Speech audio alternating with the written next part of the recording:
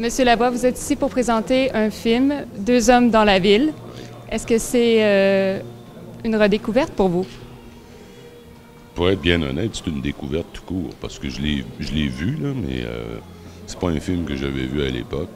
Mais c'est un film qui est très important pour ce qu'il a marqué la société française, parce qu'il a servi d'inspiration, en quelque sorte, ou de déclencheur à un certain Robert Badinter, qui est devenu garde des Sceaux, un très grand bourgeois, grand avocat, grand intellectuel français. Quand arrivé au pouvoir sous Mitterrand, en 1981, ils ont aboli la peine de mort. Ils luttaient contre la peine de mort depuis à peu près la sortie de ce film-là en 1973, qui était un réquisitoire contre la peine de mort. Et vous, qu'est-ce que vous pensez de l'opportunité qu'offre Éléphant Classique de revoir des incontournables du cinéma au grand écran? Ah ben, je trouve ça assez magnifique, hein, vraiment. Avant qu'un projet comme celui-là existe, on voyait nos films disparaître. On se souvenait d'avoir vu un film, puis à l'occasion, on pouvait le revoir sur un canal quelconque, obscur, dans une version très détruite par le temps. Alors non, c'est extraordinaire. C'est la sauvegarde du patrimoine mondial du cinéma. C'est un peu l'histoire de qui nous sommes. J'adore. J'aime beaucoup Éléphant Classique. J'aime Éléphant Classique, naturellement. Alors bonjour, je suis Marie-Josée Raymond. Je m'occupe d'Éléphant Mémoire du cinéma québécois qui nous a amenés cette année à faire un événement Éléphant Classique pour rendre accessible au public de Montréal et on espère éventuellement au public du Québec les films de patrimoine restaurés pour qu'on les voit dans leur plus bel appareil, qu'on les rende disponibles au public ici parce qu'on pense que c'est extrêmement important. Et le film qu'on va vous présenter aujourd'hui, qui est en fait un polar d'une certaine façon, il a eu des répercussions politiques extrêmement importantes. Et souvent, quand on voit un film, on se laisse prendre par une histoire, on est séduit, ému par des acteurs de grand talent, mais on n'imagine pas que le cinéma est un véhicule pour influencer les sociétés. Ce sont des reflets des sociétés et que ça arrive que certains films aient, comme celui-ci, un impact direct sur une politique terrible qui est la peine de mort. Et pour vous expliquer ce qui s'est passé, qui a amené le gouvernement français à changer sa politique sur la peine de mort, j'ai demandé à Luc Lavoie, qui, bien sûr, est un grand communicateur, un spécialiste en communication, mais c'est surtout un passionné de la chose politique. Et je pense que c'est vraiment une des personnes que je connais qui est le plus sensible à toutes les mouvances qui se passent dans le monde politique, toutes les influences, tous les jeux d'influence et les résultats que ces pressions politiques peuvent avoir, que ces personnalités politiques qui ont des convictions peuvent amener comme changement dans la société. Et aujourd'hui, Alain Delon, c'est plus qu'un acteur, c'est quelqu'un qui a fait changer M.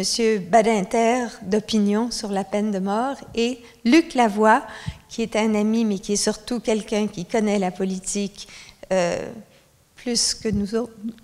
Je vous le présente avec grand plaisir. D'abord, un hommage au projet Éléphant. La vraie genèse, je peux en parler rapidement parce que ce projet est né alors que j'étais vice-président exécutif chez Québécois. L'idée était de Pierre Carl, et l'idée était la suivante. Il était un amoureux du cinéma. Toute sa jeunesse passait des heures et des heures dans des salles de cinéma. Et il m'avait dit, lorsque la vidéo sur demande est arrivée, enfin elle est arrivée au début des années 2000, mais elle est vraiment devenue populaire au milieu des années 2000, il m'avait dit, il me semble qu'il y aurait moyen de faire quelque chose pour le cinéma québécois en utilisant ce véhicule-là. Et à partir de son idée, on a réfléchi, puis on a pensé à Claude Fournier et Marie-Josée Raymond, qui est sans doute la meilleure idée qu'on a eue dans tout ça. Et voilà, comme on dit en anglais, « the rest is history », je veux dire, tout ce qu'on a pu voir apparaître, on est rendu à plus de 200 films maintenant restaurés, d'une qualité absolument superbe, tout ce patrimoine qui était en train d'être perdu. Et je pense en plus que Éléphant a servi de déclencheur dans d'autres pays du monde, dont la France, qui se rendent compte que le cinéma, ça a été plus qu'un divertissement de passage, c'est un peu l'histoire de nous-mêmes, c'est un peu l'histoire du 20e siècle. Alors venons-en à la véritable raison pour laquelle je suis ici, qui est de vous parler d'un film qui va vous être présenté dans un instant, un film dont le titre est « Deux hommes dans la ville », d'un réalisateur qui s'appelle José Giovanni. Intéressant pour plusieurs raisons. D'abord, José Giovanni, qui était-il? C'était pas son vrai nom. C'était un homme qui s'appelait Joseph Damiani. C'était un collaborateur ouvert pendant la Deuxième Guerre mondiale, qui a manigancé avec l'occupant nazi. C'était un truand. C'était un antisémite notoire. C'était un gars de la véritable droite. C'était un gars qui a été condamné aux travaux forcés. C'était un gars qui a fait de la prison.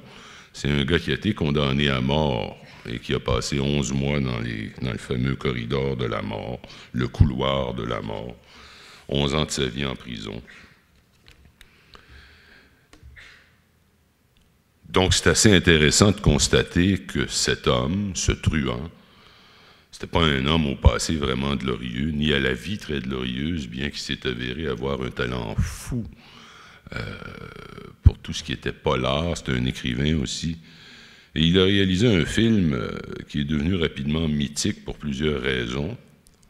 Ce film-là est sorti en 1973. D'abord, Alain Delon, Jean Gabin, c'était, je crois, la troisième fois qu'ils formaient un tandem dans un film. C'était aussi un film où il y avait un petit rôle pour Gérard Depardieu. J'allais vous dire, vous ne le reconnaîtrez pas, mais au contraire, c'est vrai qu'il devait peser environ 250 livres de moins que maintenant, mais il est tout à fait reconnaissable. On reconnaît le grand Gérard Depardieu. Bernard Giraudot, qui apparaît dans ce film-là aussi. Et ce film-là constitue un véritable réquisitoire contre la peine de mort. Au moment où il est sorti, la peine de mort était encore en vigueur en France, bien que peu utilisée, mais il y avait quand même des exécutions à la guillotine environ 3 fois par année. Et il y avait un débat on était loin de l'unanimité, c'était un débat extrêmement houleux. Un débat d'ailleurs qui se poursuit en France, qui est en train de renaître à cause des actes terroristes qu'on a connus récemment. Une Marine Le Pen qui est de plus en plus importante dans le paysage politique français ne se gêne pas pour dire que dans des cas de terrorisme, on devrait songer à ramener la peine de mort. Ce film, donc, pour y revenir, avait beaucoup marqué un très grand bourgeois, un très grand avocat, un grand intellectuel, Robert Badinter, qui allait devenir le garde des Sceaux, c'est-à-dire le ministre de la Justice dans le premier gouvernement de François Mitterrand. Et Mitterrand, pendant sa campagne électorale, avait promis l'abolition de la peine de mort. Dès qu'il est arrivé au pouvoir, il a entrepris de livrer la promesse, mais pas sans qu'il y ait un énorme débat. Alors Badinter est devenu celui qui a personnifié ce combat humaniste, ce combat de civilisation contre l'existence de la peine de mort. Et il a dit lui-même et répété à plusieurs reprises que ce film avait constitué un déclencheur pour lui. Il était déjà contre la peine de mort, mais ça, il a senti à ce moment-là qu'il fallait agir, qu'il fallait faire quelque chose.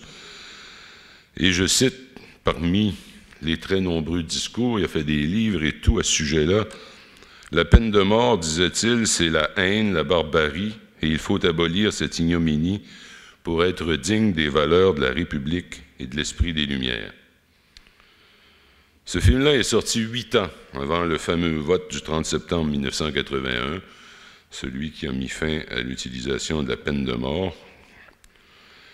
Et ça me rappelle aussi que on a vécu ce débat-là au Canada dans les années 70 sous le gouvernement Trudeau, lorsque la peine de mort a été abolie, et lorsque le gouvernement conservateur de Brian Mulroney est arrivé au pouvoir en 1984, il y avait une aile du caucus conservateur qui était en faveur du rétablissement de la peine de mort. Brian Mulroney y était radicalement opposé pour les mêmes raisons qui animaient Robert Badinter, à savoir que c'est un geste barbare posé en notre nom à nous tous. L'État, c'est nous, après tout. Et pour apaiser ses troupes, mais aussi pour mettre fin au débat de façon définitive, il avait permis un vote libre, c'est-à-dire sans discipline de parti, à l'été 1988. Et il avait prononcé ce qui a probablement été un de ses plus grands discours à la Chambre des communes, évidemment contre la peine de mort, et il avait gagné son pari. Il n'est plus question maintenant au Canada de ramener la peine de mort.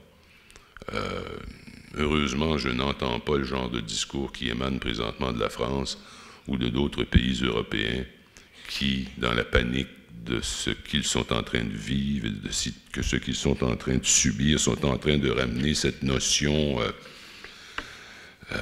fallacieuse d'une espèce de gradation, pas de peine de mort en général, mais peut-être dans le cas des terroristes, d'autres vont dire dans le cas des meurtres d'enfants. Or, la position de Badinter, inspirée en bonne partie de ce film, la position de Brian Mulroney, et pour être bien honnête, la position de Pierre Elliott Trudeau, puisque c'est lui qui a présidé au premier débat sur l'abolition de la peine de mort au Canada, c'est qu'il n'y a pas de demi-mesure dans ça. On est pour ou contre la peine de mort, on permet ou on ne permet pas la peine de mort. Moi, certainement que j'y suis farouchement opposé. J'ai toujours considéré que l'idée que l'État, agissant au nom de ses citoyens, puisse, en quelque sorte, commettre des meurtres est une chose absolument aberrante, outrageante, qui va contre toutes les valeurs humanistes et toutes les valeurs de la civilisation. Alors, vous allez voir un film qui, en plus de tout ce que je viens de dire, est un très bon film, avec cette facture très française au cinéma, cette espèce d'esthétique dont ils ont le secret. Un film, évidemment, mettant en vedette peut-être la plus belle tête de l'histoire du cinéma, Alain Delon, et peut-être la deuxième plus belle tête de l'histoire du cinéma, Jean Gabin. Alors, je vous souhaite un bon film, je vous souhaite d'apprécier ce qui est un petit chef-d'œuvre. Merci à ceux qui travaillent à restaurer notre patrimoine mondial. Au revoir.